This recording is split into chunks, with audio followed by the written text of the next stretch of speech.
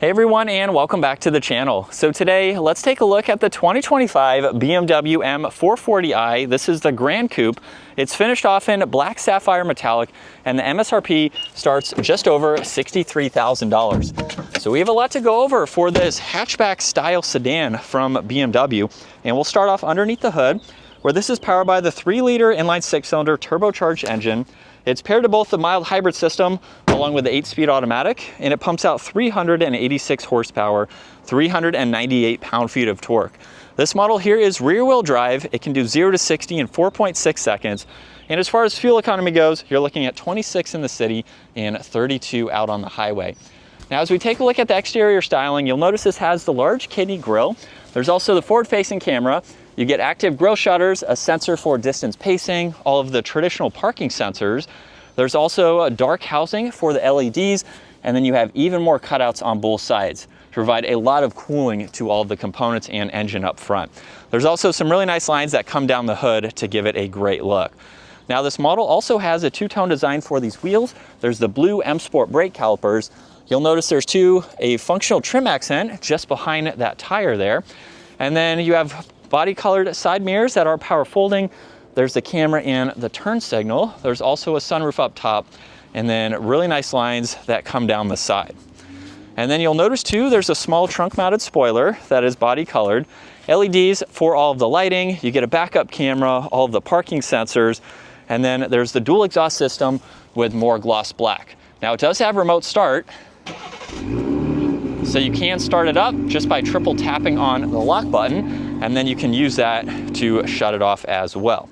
Now, with the 440, this is where you get that hatchback style. So it doesn't have a traditional trunk opening.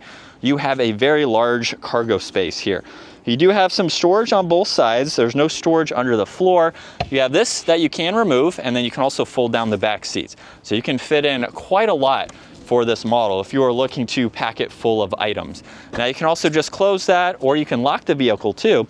If you do lock it, just grab any door handle and you can open it up. Now, this model has the red interior with some brushed accents. There's Harman Kardon storage in the lower section there. And then this is how you can fold down the seats. So just pull on that release next to the headrest. So that way you can see how much space you get. And then at 5'10", I have a good bit of space. You do have vents in the middle, adjustments, some auxiliaries. I have less than ½ inch of headroom. So if you're any taller than me, it is going to be a little bit tight, but it is doable for adults to be in the back. And then, as you can tell, you have that smaller window there, so you can see around that pillar in the back here. And then up front, you get memory seating adjustments, all of your window controls, side mirror adjustments, the trunk release, and a little bit of storage. And then you have one manual adjustment for the leg support for these seats. And then with the 25-year model, you have a flat bottom design for the leather steering wheel. This also gets paddle shifters on both sides. All of the cruise control settings are on the left. And then the right, you have volume tuning, Bluetooth, and voice commands. Now, with this control here, you can go through all of this content here, just depending on what you would like to see. There's also a layout too. And then you do have a head-up display, so you can go through a few different settings within that system there. Now, you have headlight adjustments with one air vent, and then with the infotainment system, everything in the lower section is going to be fixed. You can get into your Bluetooth, and then you have all of these icons here, Apple CarPlay, Android Auto. The home screen is going to allow you to have this split view, so you can go through information both ways there. Now, you have all of your climates, your nav, and music, and then you have heated seats, heated steering wheel, and the temperature adjustments. Really cool trim accent underneath that. There's ambient lighting with air vents. You have volume and tuning along with some defrosters. This also has wireless charging, cup holders there, and some auxiliaries. Now, you also have shortcuts, so you don't have to use this as a touchscreen system, which is nice. And then this is how you put it into reverse. So you have automatic parking, backup assistance, and then you have pretty much a 360 view around the entire vehicle. There's also a shortcut to bring up that forward-facing camera in full screen. You have drive, sport mode, and park, and then traction control, parking sensors, engine start-stop, and a few different driving modes, just depending on the exhaust note and throttle input that you would like. You have auto hold, e-brake, some storage with auxiliaries there. You also get storage in the locking glove box, garage door buttons up top, dome lights and adjustments for the sunshade and sunroof, as those are both power operating. And then here's a look at visibility, where you can easily see over both shoulders. And then from sport mode second gear, here we go. And we are up to speed. Paddles are very responsive too.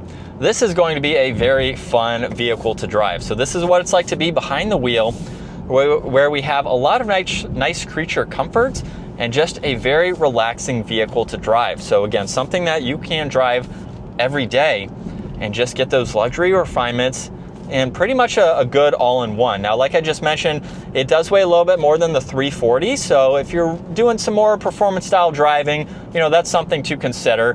But even with its weight, I mean, for the type of driving you're doing with this, it's going to be pretty performance oriented. Not a full true M car, but it's going to give you enough to at least have a little bit of exhilarating fun behind the wheel. But it's super smooth.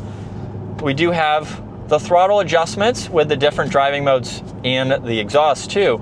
So just depending on how you want to drive it, you will feel a difference in that throttle input with the different driving modes. So there's a few settings to go into just depending on what you'd like to do.